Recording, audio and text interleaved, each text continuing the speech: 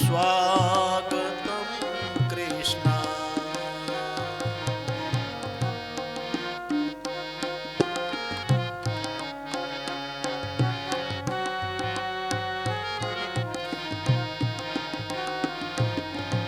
स्वागतं कृष्ण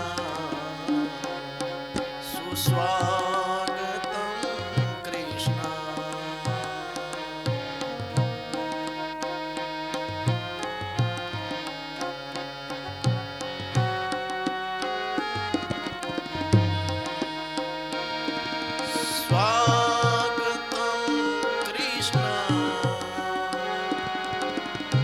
स्वागतं कृष्ण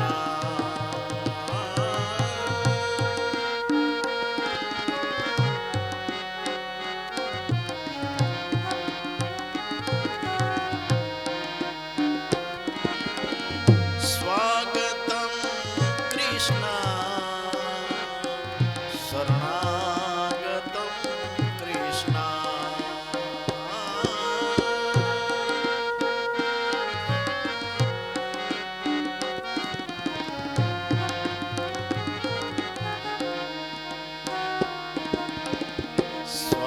स्वागतं कृष्ण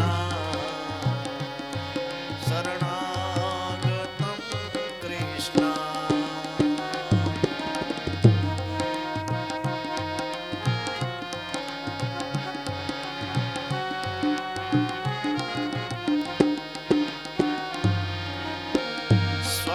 स्वागतं कृष्ण शरणागतं कृष्ण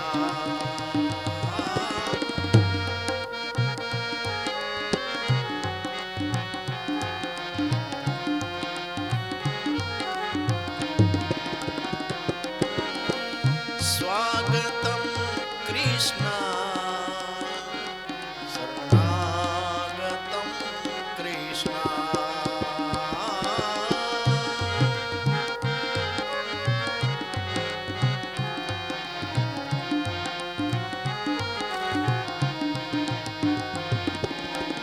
स्वागतं कृष्ण शरणागतं कृष्ण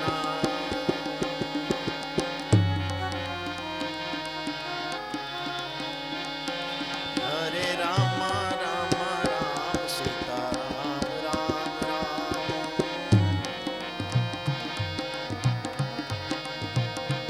हरे राम राम राम सीता राम राम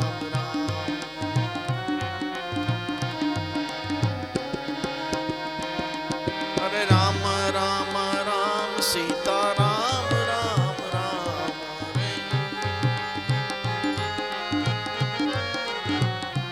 हरे राम राम राम सीता राम राम राम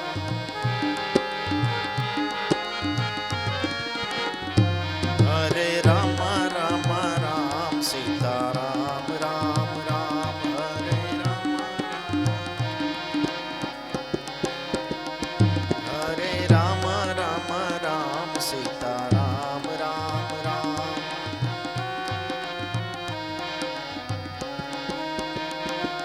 हरे राम राम राम सीता राम राम राम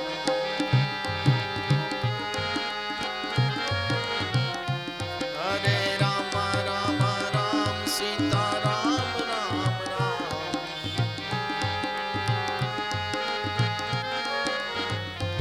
हरे राम राम राम सीता राम राम राम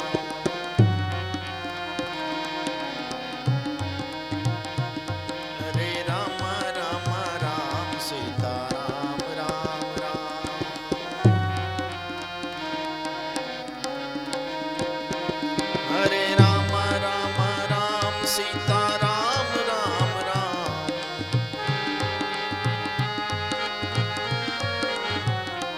हरे राम राम राम सीता राम राम राम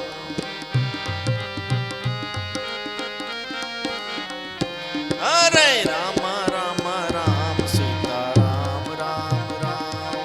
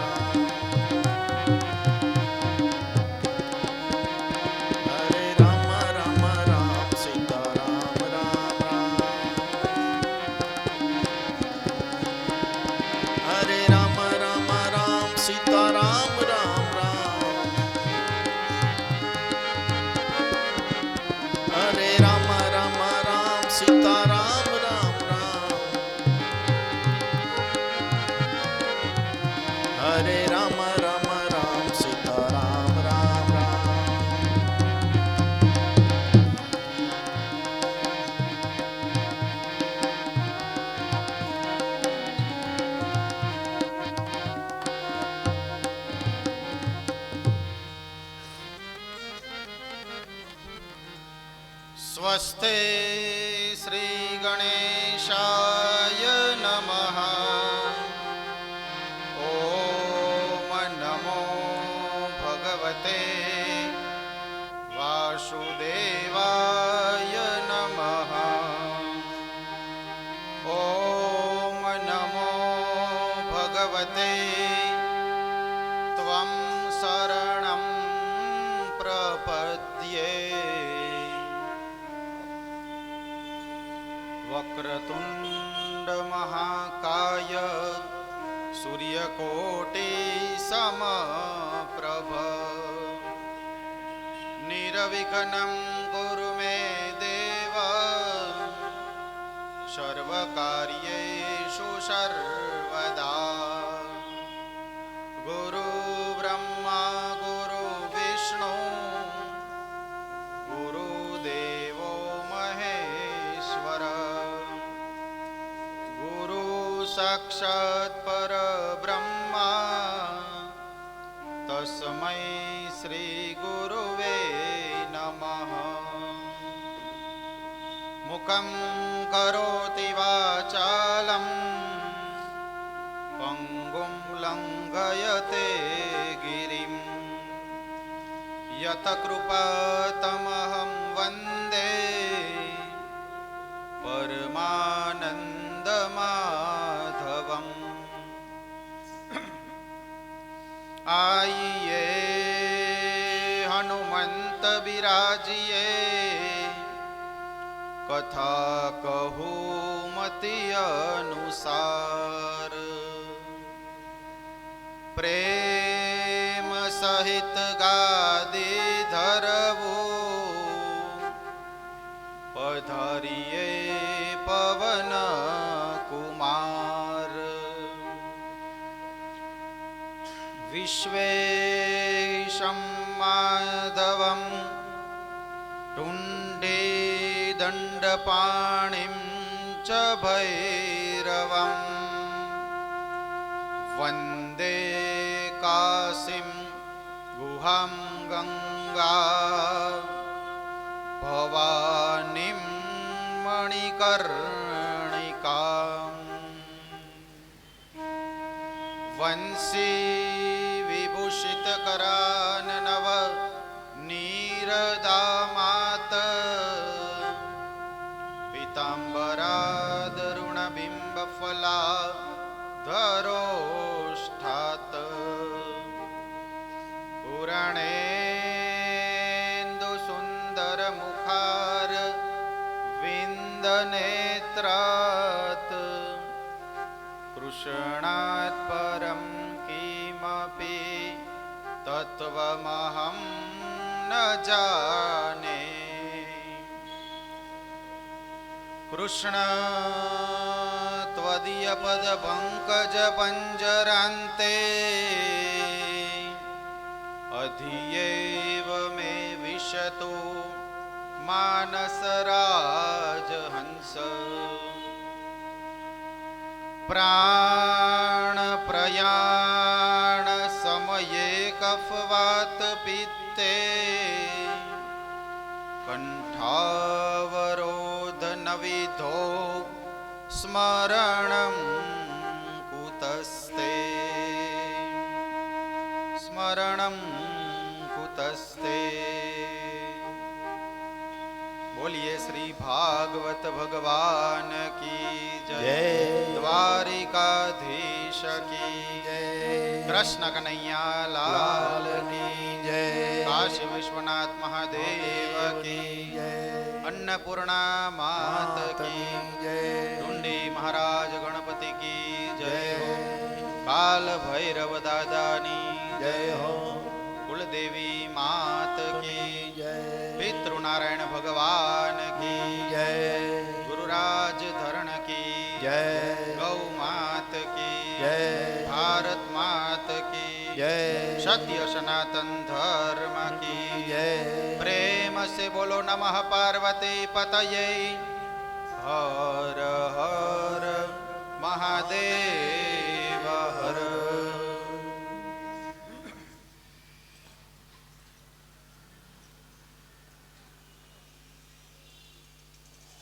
આજના 7મા દિવસના સત્રની શરૂઆત કરતા પૂર્વે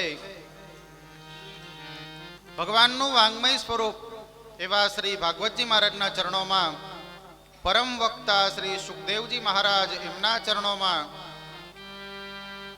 અહીં પધારેલા માતાઓ, બહેનો, ભાઈઓ એમના ચરણોમાં, તેમજ મારા માતા પિતા ગુરુ મહારાજ એમના ચરણોમાં, જીવ માત્રના હૃદય કમળમાં વિરાજમાન પરમ તત્વ દિવ્ય ચેતનાને વ્યાસપીઠથી મારા જાજા કરીને જય શ્રી કૃષ્ણ, જય દ્વારકાધીશ, રાધે રાધે.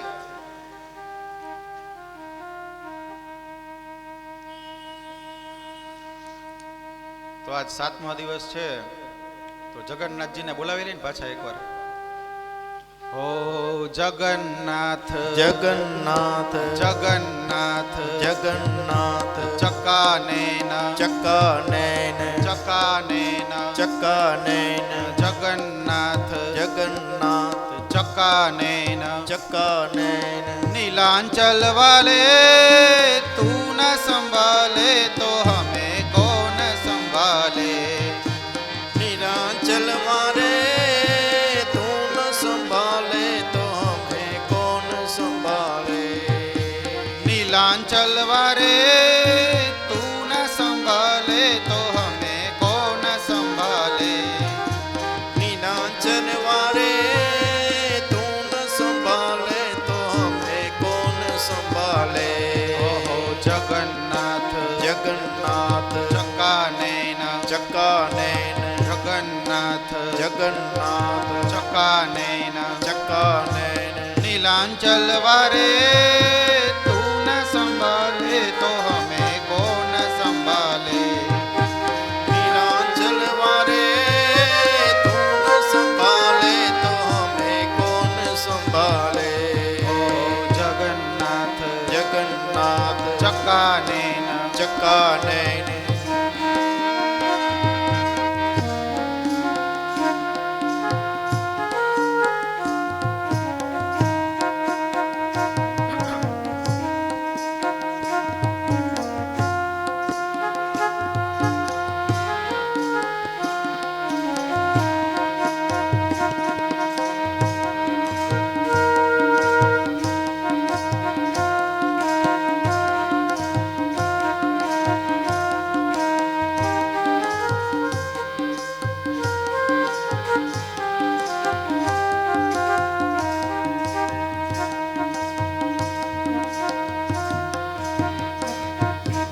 जगन्नाथ जगन्नाथ चकानेन चक्कानेन जगन्नाथ जगन्नाथ चकानेन चक्कानेन नीलांचल वारे तू न संभाले तो हमें कौन संभाले.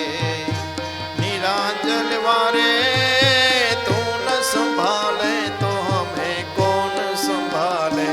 ओ जगन्नाथ जगन्नाथ चकानेन चक्कानेन जगन्नाथ जगन्नाथ चकानेन. चक्कानेन ओ मेरी ये नैया है अब तो तेरे हवाले. मेरी ये नैया है अब तो तेरे हवाले. ओ मेरी ये नैया है अब तो तेरे हवाले. मेरी ये नैया है अब तो तेरे हवाले. ओ हमें तू न संभाले तो हमें कौन संभाले. ये तू न संभाले तो हमें कौन संभाले. ओहो जगन्नाथ जगन्नाथ चकानेन चक्कानेन जगन्नाथ जगन्नाथ चकानेन चक्कानेन नीलांचल वारे तू न संभाले तो हमें कौन संभाले. नीलांचल वारे तू न संभाले तो हमें कौन संभाले.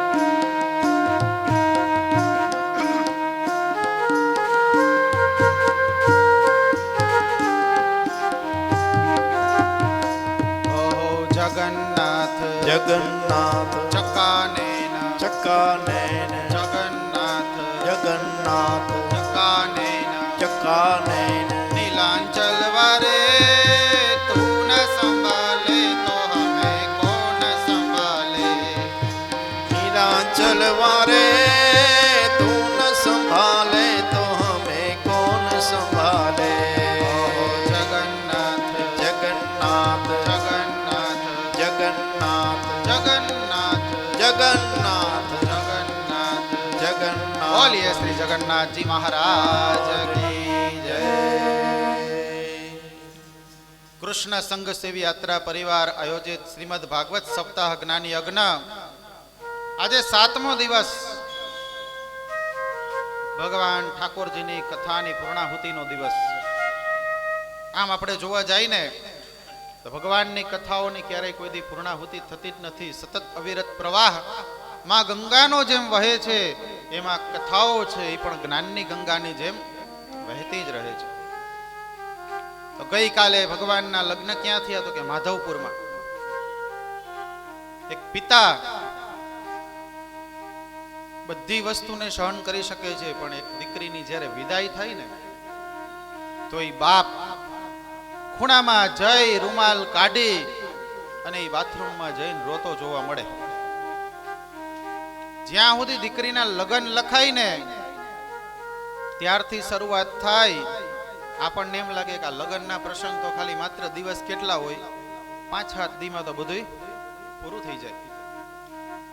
પણ 5-7 દિવસના લગ્નની અંદરમાં જે આનંદ કર્યો હોય ને એ માત્ર 10 મિનિટમાં બધું ભૂલાઈ જાય.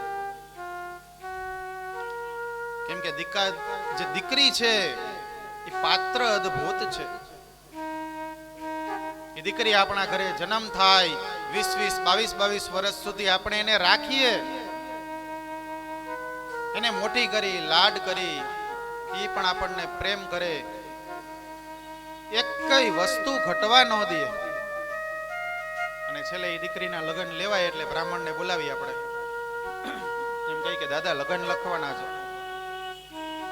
બ્રાહ્મણો લગ્ન લખવા આવે, બધી વસ્તુ કરે, પછી મંડપ રોપાય, ગણપતિની સ્થાપના કરવામાં આવે છે, એને મીંડોળ બાંધવામાં આવે. મામા હોય મામેરા લઈને આવે અને બીજે દિવસે દીકરીના લગ્નનું ફેરા આવે, મંગળ ફેરા. 4 ફેરા આવ્યા, ધર્મ અર્થ કામ અને મોક્ષ. 3 ફેરામાં એમ કીધું કે પતિદેવ તમે આગળ ચાલો, ધર્મ અર્થ અને કામ. ધર્મના કાર્યમાં હું સાથે છું, અર્થ એટલે કે જરૂર પડશે કદાચ આ ઘર માટે તો કદાચ મારે, મેં ભણતર પ્રાપ્ત કર્યું અને નોકરી મેળવી અને મારે કદાચ નોકરી કરવી પડશે તો હું કરીને તમારી મદદ કરીશ. કામ, આપણા ઘરને ક્યારેય કોઈ દી કામ સ્પર્શ નહીં કરવા દો. અને છેલ્લે દીકરી એમ કીધું કે હવે 3 ફેરામાં મેં તમને આગળ હલવા દીધા, પણ 4થા ફેરામાં કે હું તમને નહીં હલવા દઉં, હું હાલીશ. મોક્ષની ચુંદડી ઓઢી અને હું બેસીશ.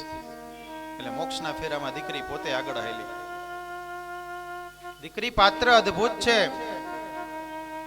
અને આ દીકરી જ્યારે વિદાય થાય ને ત્યારે મા બાપ, પાડોશીને પણ દુઃખ થતું હોય.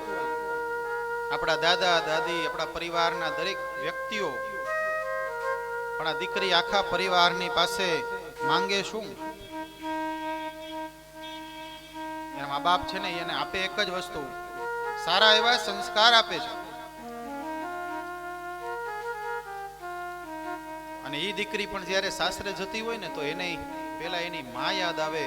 એટલે કહેવાય તારી યાદ આવે મને મારા પાપણે પાણી પડાવે, મારી જનમની દેનારી માં મને તારી યાદ બહુ આવે.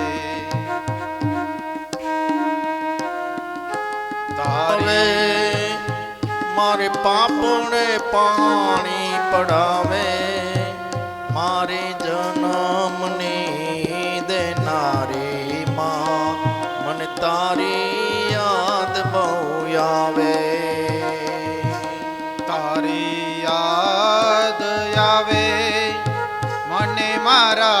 પાપણે પાણી પડાવે જો મારી જન્મની દેનારી માં મને તારી યાદ બહુ આવે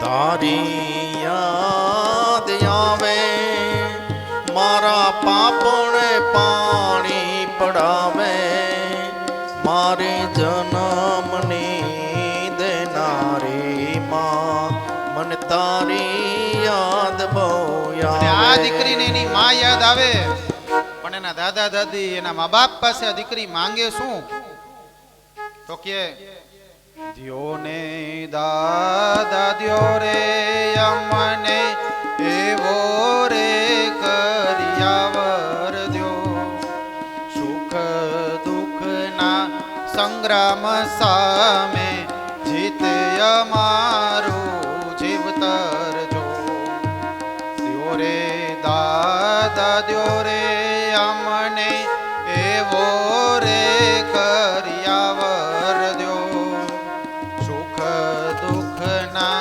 સંગ્રામ સામે જીતે અમારું જીવતર જો